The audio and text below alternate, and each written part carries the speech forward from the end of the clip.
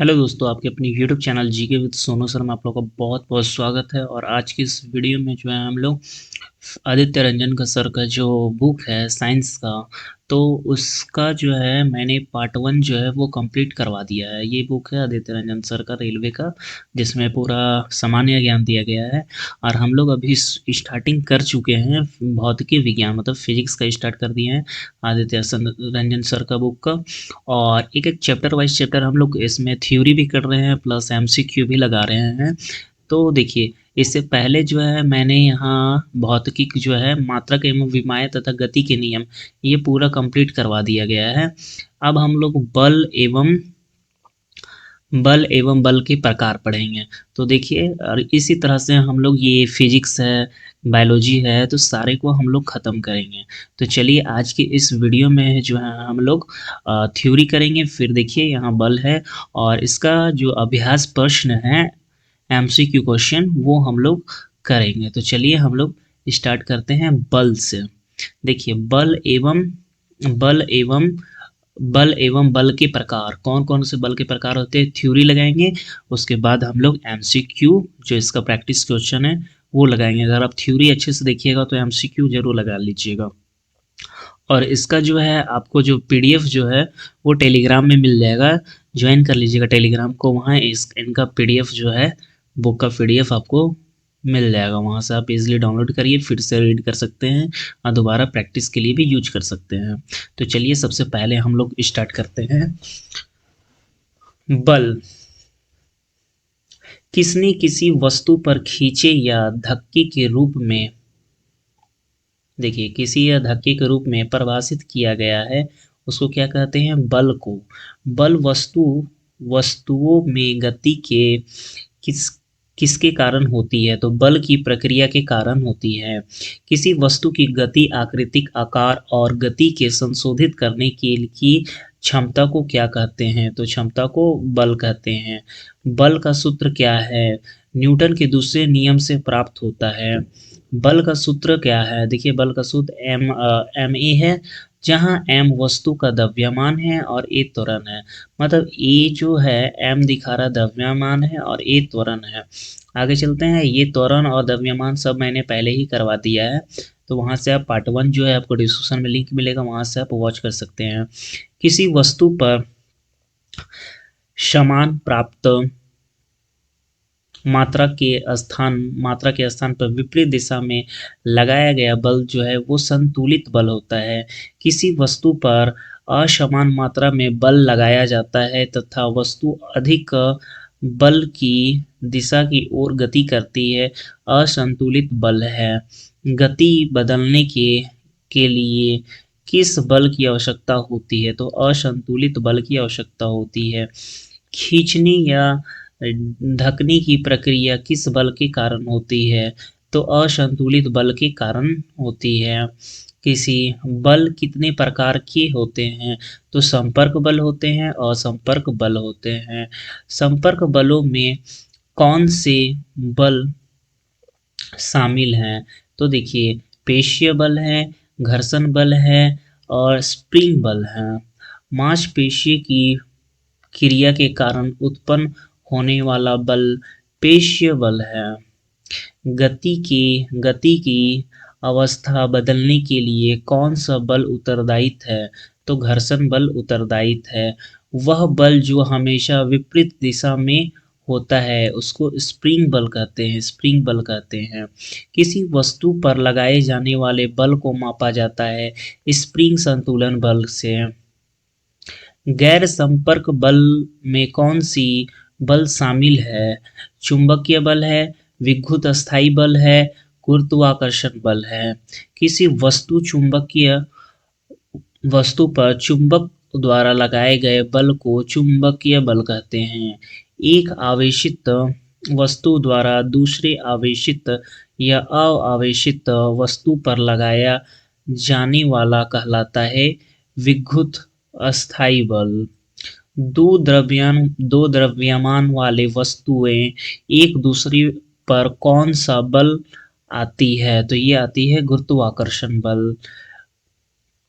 किसी वस्तु के पृथ्वी पर सतह पर मुक्त रूप से गिरने के लिए कौन सा बल उत्तरदायी है? तो ये है पृथ्वी का गुरुत्वाकर्षण बल। पृथ्वी के चारों ओर चंद्रमा की परिक्रमा किसके कारण होती है? तो ये होती है पृथ्वी के गुरुत्वाकर्षण बल के कारण होती है। अब हम लोग ये बल का पढ़ लिए, अब उसके बाद हम लोग घर्षण बल पढ़ेंगे कि घर्षण बल क्या होता है, फिर हम लोग गुरुत्वाकर्षण बल पढ़ेंगे। तो चलिए स्टार्ट करते हैं घर्षण बल। संपर्क में आने वाले दो सतहों के बीच कौन सी बल उत्पन्न होता है? तो ये होता है घर्षण बल। वस्तु की गति के विपरीत कौन सा बल है? तो ये है घर्षण बल। वह बल जो दो वस्तुओं के संपर्क में आने पर उनकी सापेक्ष गति का विरोध करता है, उसको कहते हैं घर्षण बल या विरोध बल।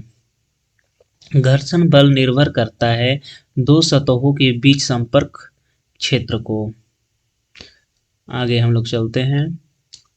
जब बाईं ओर कोई बल लगाया जाता है तो उसे घर्षण वाहिनी ओर कार्य करता है। यदि बल का दाहिनी ओर लगाया जाता है तो घर्षण बल बाईं ओर से कार्य करता है। संपर्क में आने वाली दो सतहों की अनियमितताओं के कारण क्या होता है? घर्षण बल होता है। अनियमितताओं की संख्या कहाँ अधिक होती है? तो ये होती है खुरदरी सतहों पर। क्या सतहों पर चमके या बहुत अधिक स्नेह का उपयोग करने के लिए किया जाता है? तो वो है घर्षण की पूरी तरह समाप्त नहीं किया जा सकता, क्योंकि इसमें कुछ अनियमितताएं होगी। मतलब घर्षण जो है ना वो समाप्त होता ही नहीं है। आगे चलते हैं हम लोग। बल पैमाने पर यदि अनियमितताओं की इंटरलॉकिंग से बचाए तो गति अधिक सरल हो जाती है। जब कोई वस्तु आराम से चलना शुरू करती है तो घर्षण का काबू पाने के लिए आवश्यक बल का माप होता है अस्थायी घर्षण। दो सतहों की अनियमितताओं के कारण क्या होता है? तो वो होता है अस्थैनिक घर्षण। दो वस्तुओं की सतहों पर मौजूद अनियमितताओं के आपस में जुड़ने का परिणाम होता है अस्थैनिक घर्षण। गति की दिशा से विपरीत दिशा पर लगाने वाले घर्षण को कहते हैं गतिज घर्षण। गति घर्षण की भी विभाजन किया है, तो वो है स्लाइडिंग घर्षण और रोलिंग घर्षण। मतलब गति घर्षण की में भी विभाजित हुआ है, तो वो होता है स्लाइडिंग घर्षण और रोलिंग घर्षण। आगे चलते हैं हम लोग। रोलिंग वस्तुओं पर अनुभव किया जाने वाला प्रतिरोध होता है रोलिंग घर्षण। जब एक पिंड दूसरे पिंड की सतह को ठुकराता है तो उसके द्वारा अनुभव की जाने वाली गति प्रतिरोध को रोलिंग घर्षण कहते हैं। घर्षण कम हो जाता है लुढ़काने से। किसी वस्तु को समान गति से गतिमान रखने के लिए आवश्यक बल का माप है स्लाइडिंग वाला घर्षण। जब एक पिंड दूसरे पिंड की सतह पर फिसलता है तो एक विरोध बल फिसलने की गति की विपरीत दिशा की ओर कार्य करता है, जिन्हें कहा जाता है स्लाइडिंग घर्षण। रोलिंग घर्षण रोलिंग घर्षण किस कारण होता है? तो दो सतहों के बीच संपर्क क्षेत्र के कारण होता है। अस्थैनिक घर्षण होता है स्लाइडिंग। देखिए अस्थैनिक घर्षण जो है वो बड़ा होता है स्लाइडिंग घर्षण से, और रोलिंग घर्षण से भी बड़ा। स्लाइडिंग घर्षण जो है रोलिंग घर्षण से भी बड़ा होता है। सबसे बड़ा हो गया अस्थैनिक घर्षण, उसके बाद आ जाएगा स्लाइडिंग घर्षण, उसके बाद आ जाएगा रोलिंग घर्षण। हम दो सतहों के बीच घर्षण को कैसे बढ़ा सकते हैं? तो संपर्क बढ़ा सकते हैं। हवा से भरे टायरों वाली साइकिल चलाना आसान होता है, क्योंकि सड़क के साथ सतह की न्यूनतम संपर्क होती है। घर्षण बल के बिना क्या कठिन हो जाता है? तो जैसे देखिए संगमरमर में फर्श पर चलना, तो गीले जो संगमरमर होता है उसमें घर्षण ही नहीं रहेगा तो आप फिसल जाएंगे, तो कठिन है चलना उसमें।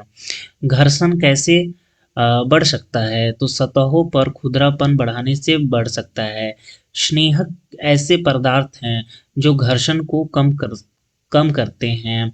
जूते के तलवे, शूक बॉल बैरिंग में घर्षण के कारण क्या होता है? तो घर्षण के कारण जो है वो घिसकर क्षतिग्रस्त हो जाते हैं।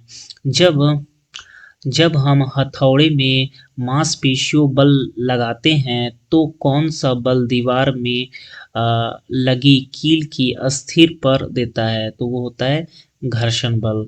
अब इसके बाद हम लोग पढ़ते हैं गुरुत्वाकर्षण। वह कमजोर या दुर्लभ मौलिक बल जो वह कमजोर या दुर्लभ मौलिक बल जो ब्रह्मांड में प्रत्येक कण या पिंड के बीच उनके द्रव्यमान के कारण कार्य करता है, उसको कहते हैं गुरुत्वाकर्षण बल। वह कौन सा सार्वभौमिक नियम है जो सभी पिंड पर लागू होता है, चाहे उनका आकार और स्थिति कुछ भी ना हो? तो वो है गुरुत्वाकर्षण बल। आगे चलते हैं। ब्रह्मांड में प्रत्येक वस्तु अन्य वस्तुओं को एक ऐसे बल को आकर्षित करती है एक ऐसे बल को आकर्षित करती है जो उनके द्रव्यमान के गुणनफल के अनुपाती और उनके बीच की दूरी के वर्ग के व्युत्क्रमानुपाती होती है। तो इसको क्या होता है? ये न्यूटन का गुरुत्वाकर्षण का सार्वभौमिक नियम है। तो देखिए न्यूटन का नियम है, ये डायरेक्ट फॉर्मूला भी पूछा जा सकता है, पूछा क्या जाएगा, पूछता ही है कि F बराबर जी m1/m2/r² होता है। यहाँ दिया गया है m है, देखिए फोर्स लग रहा है, इधर से आ रहे हैं, गुरुत्वाकर्षण बल किस तरह से काम करेगा, तो ये है। तो ये आप देख लीजिएगा। आगे चलते हैं हम लोग यहाँ से। किसी वस्तु की पृथ्वी की सतह पर मुक्त रूप में गिरने के लिए कौन सा बल उत्तरदायी है? तो यह है गुरुत्वाकर्षण बल। पृथ्वी के चारों ओर चंद्रमा की परिक्रमा किसके कारण होता है? तो ये होता है पृथ्वी के गुरुत्वाकर्षण बल के कारण होता है। चंद्रमा पृथ्वी के चारों ओर चक्कर लगाता है, जिसके कारण चंद्रमा द्वारा अभिकेंद्र बल लगता है। तो ये लगता है पृथ्वी का आकर्षण बल के कारण लगता है। यहाँ देखते हैं हम लोग, ब्रह्मांड की सभी वस्तुएं किस बल के कारण एक दूसरे को आकर्षित करती है? तो ये किसके कारण आकर्षित करती है? तो गुरुत्वाकर्षण बल के कारण आकर्षित करती है। कौन सा असंपर्क बल सबसे कमजोर होता है? तो गुरुत्वाकर्षण बल। देखिए सार्वभौमिक गुरुत्वाकर्षण बल है जिसे कैपिटल जी भी हम लोग बोलते हैं, और एक स्मॉल जी भी होता है। ये दोनों में हम लोग अंतर जानते हैं कि क्या है और कैसे है। इसका मूल्य पूरे ब्रह्मांड में नहीं बदलता है, यह एक अदिश राशि है। जी का मान 6.67 इंटू 10⁻⁻11 न्यूटन मीटर किलो होता है। जी का मूल्य किसके द्वारा स्थापित किया गया है? तो हेनरी केवेडिस के द्वारा स्थापित किया गया है। जब वस्तु गुरुत्वाकर्षण बल से गिरती है तो उसे मुक्त पतन या फ्री फॉल कहते हैं। जब दो वस्तुओं में एक वस्तु पृथ्वी पर रहती है तो कौन सा बल महसूस होता है? तो ये होता है पृथ्वी का गुरुत्वाकर्षण बल। गुरुत्वाकर्षण बल केवल आकर्षण बल है। अब हम लोग स्मॉल जी के बारे में पढ़ते हैं। इसमें लिखा हुआ है जिसका मान अलग अलग जगहों पर लगता होता है। यह एक सदिश राशि है। पृथ्वी की सतह पर इसका मान जो है वो 9.8 मीटर पर सेकेंड है। मुक्त रूप से गिरने पर किसी वस्तु पर महसूस किया गया त्वरण गुरुत्वाकर्षण बल के कारण त्वरण जी होता है। गुरुत्वाकर्षण बल जी है और इसका मान जो ध्रुव पर है, भूमध्य रेखा पर मापने से अधिक होता है। आगे चलते हैं। जब हम भूमध्य रेखा से की ओर, ध्रुव की ओर जाते हैं तो मान क्या होता है, वो होता है गुरुत्वीय त्वरण बढ़ जाता है। भूमध्य रेखा की ओर आएंगे, मतलब भूमध्य रेखा से ध्रुव की ओर जाते हैं, मतलब पृथ्वी से ध्रुव की ओर अगर जाएंगे तो त्वरण जो है वो क्या हो जाएगा, बढ़ जाएगा। यदि हम पृथ्वी की घूर्णन गति को बदलते हैं तो क्या होगा, देखिए तब जी का मान गति बढ़ने पर बढ़ जाता है और घटने पर घट जाता है। जब हम पृथ्वी की सतह से ऊपर की ओर जाते हैं तो जी का मान घट जाएगा, पृथ्वी से ऊपर जाएंगे तो जी का मान घट जाएगा, स्मॉल जी का मान घटेगा। ठीक है, आगे चलते हैं। जब हम पृथ्वी की सतह को नीचे की ओर जाते हैं तो जी का मान घट जाता है। पृथ्वी के केंद्र पर गुरुत्वीय त्वरण का मान जी का मान क्या है, तो शून्य है। क्या है, जी का मान शून्य है। कुछ इसका रिलेशन है जी और जी के संबंध में, जो कि नॉमरिकल में यूज होता है। ठीक है, जब भी आप नॉमरिकल बनाइएगा इसका तो उसमें यूज होगा, तो ये हम लोग स्किप कर रहे हैं क्योंकि वो इस तरह से पढ़ाया नहीं जा सकता है, एम स्क्वायर है, फॉर्मूला वगैरह है, तो ये उसी का है। तो ये नॉमरिकल में यूज होगा जब आप बनाइएगा तब। आगे चलते हैं, आगे हम लोग पढ़ते हैं द्रव्यमान और भार। देखिए द्रव्यमान और भार क्या होता है, इसमें हम लोग रिलेशन जानेंगे और किस तरह से करते हैं, और यहाँ से एक क्वेश्चन आता ही आता है लिफ्ट वाला कॉन्सेप्ट से और द्रव्यमान वाला कॉन्सेप्ट से। तो एक क्वेश्चन देखने को हम लोग को मिलता ही है एग्जाम में। जब एक स्थान से दूसरे स्थान पर नहीं बदलता वो होता है द्रव्यमान। जड़त्व की माप क्या है, और जड़त्व की समानुपाती होता है द्रव्यमान। द्रव्यमान का एसआई मात्रक क्या है, केजी है। जब बल लंबवत नीचे की ओर कार्य करता है तो भार जो होता है, तब क्या होता है, भार होता है। जहाँ एम तो ये फॉर्मूला है उसी का दिया गया है और कुछ नहीं है। भार का एसआई यूनिट क्या होता है, न्यूटन होता है। भार का बल जो है नीचे की ओर कार्य करता है, जिसके कारण इसके परिणाम और दिशा दोनों होते हैं। किसी वस्तु का भार किस पर निर्धारित करता है, तो पृथ्वी के गुरुत्वाकर्षण बल पर निर्धारित करता है। पृथ्वी की सतह पर किसकी वस्तु भार है, तो पृथ्वी की सतह की वस्तु की भार 1/6 है। यहाँ लिफ्ट का कॉन्सेप्ट दिया गया है कि लिफ्ट कैसे कैसे काम करता है, तो उसका ये फॉर्मूला है यहाँ, तो ये हम लोग स्किप कर रहे हैं। फिर यहाँ गुरुत्वाकर्षण बल का भी यहाँ फॉर्मूला दिया गया है कि किस किस तरह से ये करता है काम। ठीक है, तो ये नॉमरिकल में आपका यूज होगा, इसमें ऐसा कुछ यूज होगा नहीं। ठीक है, जितना भी नॉमरिकल बनेगा फिजिक्स में, ये फिजिक्स हम लोग पढ़े तो ज़्यादातर नॉमरिकल बनता है। तो जैसे जो ग्रुप डी है वगैरह सब में, तो उनमें काफ़ी ज़्यादा नॉमरिकल देखने को मिलता है, काफ़ी ज़्यादा तो नहीं बोल सकते हैं, एलएलपी और टेक्नीशियन वाला एग्जाम में देखने को मिलता है। फिर यहाँ भी वही है, गुरुत्व केंद्र हो गया ये वाला में, द्रव्यमान केंद्र। ठीक है, यहाँ द्रव्यमान केंद्र है, वह वह केंद्र जहाँ कोई वस्तु संतुलित स्थिति में रहती है उसे क्या कहते हैं, तो उसे कहते हैं द्रव्यमान केंद्र। द्रव्यमान केंद्र क्या होता है, वस्तु के अंदर या वस्तु के बाहर हो सकता है। द्रव्यमान के उदाहरण देखते हैं। वरना बूढ़ा आदमी झुककर चलता है, पहाड़ पर चढ़ा हुआ व्यक्ति झुक कर चलता है, और भार उठाने पर व्यक्ति झुक कर चलता है, ट्रक में अधिक भार होने से झुक कर चलता है, पीसा पीसा की मीनार झुकी होने के बावजूद संतुलित में है। फिर आगे हम लोग चलते हैं यहाँ से घर्षण के घूर्णन बल के बारे में। घूर्णन बल वह राशि जो किसी वस्तु की घूर्णी गति प्रदान करती है उसे क्या कहते हैं, तो उसे कहते हैं घूर्णन बल कहते हैं। संतुलन की स्थिति में दो दाईं ओर से अघूर्णन बाईं ओर से घूर्णन के बराबर होती है। बल के उदाहरण, कुम्हार के चाक में लकड़ी पकड़ने के लिए छेद की परिधि के पास होता है। चक्की का हत्था प्रति परिधि के पास होता है। नलकूप का हैंड लंबा बनाया जाता है। लकड़ी और दरवाजे के हत्था में सदैव स्थानांतक के से दूर रखा जाता है। किसी सिद्धांत के किसी सिद्धांत के आधार पर सरल और जटिल मशीन बनाई जाती है, जैसे लीवर, पुली, स्क्रू, चैन आदि। अब कुछ यहाँ से अभ्यास प्रश्न दिए गए हैं, तो ये हम लोग अभ्यास प्रश्न लगाएंगे और इसके बाद हम लोग इसको एंड करेंगे और फिर उसके बाद हम लोग नेक्स्ट की ओर बढ़ेंगे। और नेक्स्ट और इसका पीडीएफ जो है आपको डिस्क्रिप्शन में लिंक मिल जाएगा इनका पीडीएफ का।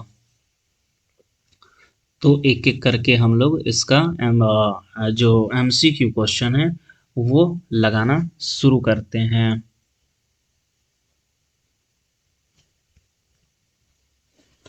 तो चलिए स्टार्ट करते हैं 1 नंबर से। चलिए एमसीक्यू क्वेश्चन लगा रहे हैं हम लोग।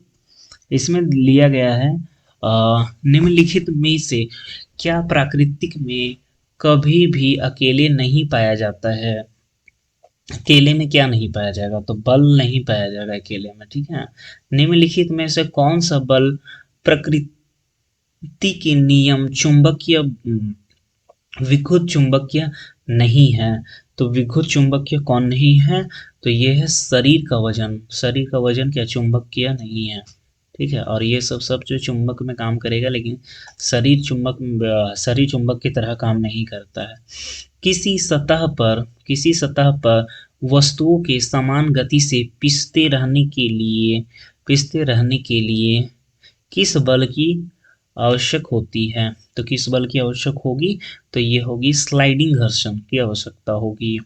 झुके हुए तल के माध्य से किसी वस्तु को दी गई ऊंचाई तक उठने में वस्तु को लंबवत उठाने की तुलना में कमी आती है। तो ये किससे कमी आएगी, तो ये आएगी लगाए गए बल से कमी आएगी। फिर ये आपका नॉमरिकल है, तो यहाँ पॉसिबल नहीं है नॉमरिकल बनाना, ऐसे मैं बता देता तो मैं इसका आंसर जो है वो आपको बता दे रहा हूँ। इसका आंसर है ऑप्शन नंबर बी। अब हम लोग आगे की ओर बढ़ते हैं। देखिए पृथ्वी में गुरुत्वाकर्षण बल के कारण त्वरण का मान, पृथ्वी में गुरुत्वाकर्षण बल के त्वरण का मान क्या हो जाएगा, भूमध्य रेखा पर सबसे कम होता है। फिर यहाँ वही है, 7 नंबर में भी नॉमरिकल है, इससे हम लोग आगे बढ़ रहे हैं और इसका आंसर हो जाएगा 9 मीटर। 8 नंबर क्वेश्चन में चलते हैं। चंद्रमा की सतह पर एक, ये भी है आपका आपका यही हो गया नॉमरिकल है, तो इसका आंसर हो जाएगा 1800 न्यूटन। ये भी नॉमरिकल है। 9 नंबर भी हम लोग स्किप कर रहे हैं, 9 नंबर भी नॉमरिकल है और इसका आंसर हो जाएगा 400 जूल। नेक्स्ट 10 नंबर देखिए, पृथ्वी के सतह पर गुरुत्वाकर्षण बल का कारण का द्रव्यमान क्या है। तो मैंने ये वाला बताया ना आपको कि ये इतना क्वेश्चन पूछ लिया रेलवे में कि पूछिए मत, बहुत पूछा है। तो GM बराबर R² होता है। नेक्स्ट 11 नंबर में भी नॉमरिकल क्वेश्चन है और इसका आंसर जो है वो 15/16 भी है। 12 नंबर भी नॉमरिकल क्वेश्चन है और ये 9/2G है। इसका आंसर 9/2G है। नेक्स्ट की ओर बढ़ते हैं हम लोग।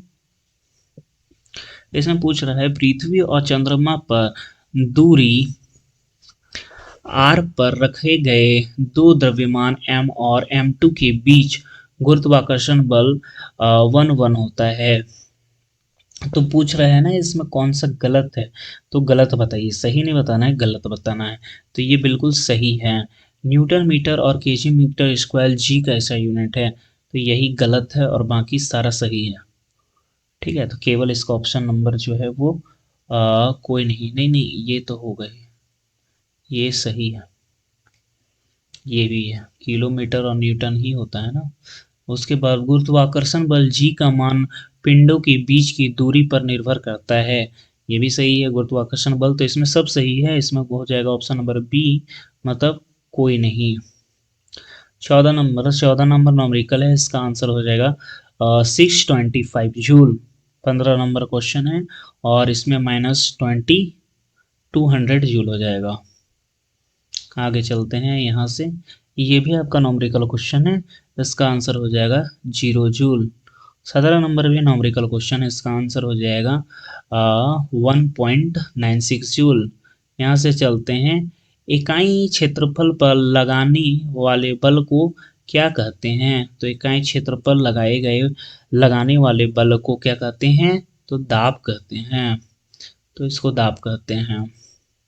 व्यवहारिक रूप से किसी मशीन पर कार्य आउटपुट घर्षण बल का प्रभाव के कारण कार्य इनपुट में हमेशा कैसा होता है? तो हमेशा कैसे होगा? सदैव कम होगा, सदैव कम होगा। निम्नलिखित में से कौन एक वस्तु पर लगाए असंतुलित बल का प्रभाव नहीं है? तो ये कौन सा प्रभाव नहीं है? ऑप्शन नंबर सी हो जाएगा, वस्तु की गति में परिवर्तन के कारण नहीं बदलता। आकर्षण आकर्षण और गुरुत्वाकर्षण बल के अभाव में रॉकेट आकर्षण और गुरुत्वाकर्षण बल के प्रभाव में रॉकेट प्रणुद डैश होता है। तो क्या होगा? इसका ऑप्शन नंबर बी हो जाएगा, लघु रेस के रॉकेट हेतु अस्थिर होता है। दो दो वस्तुओं के मध्य परस्पर क्या होता है? क्रिया क्या होता है? तो क्रिया क्या हो जाएगा इसमें? तो ये हो जाएगा संवेग होता है दो वस्तुओं के मध्य स्पर्श में। लास्ट क्वेश्चन में आ गए हैं हम लोग। निम्नलिखित में से कौन सा सही नहीं है? तो कौन सा इसमें सही नहीं है? वह घर्षण बल जो किसी सतह पर चलने फिसलने का कारण करता है उसे स्लाइडिंग घर्षण कहते हैं। तो ये खत्म हो गया हम लोग का, और इसके बाद हम लोग नेक्स्ट की ओर बढ़ेंगे। तो और आपको वीडियो अगर अच्छा लगा तो लाइक और चैनल को जरूर सब्सक्राइब करिएगा। इसका पीडीएफ आपको टेलीग्राम में मिल जाएगा। मिलते हैं नेक्स्ट वीडियो में फ्रेंड, बाय बाय।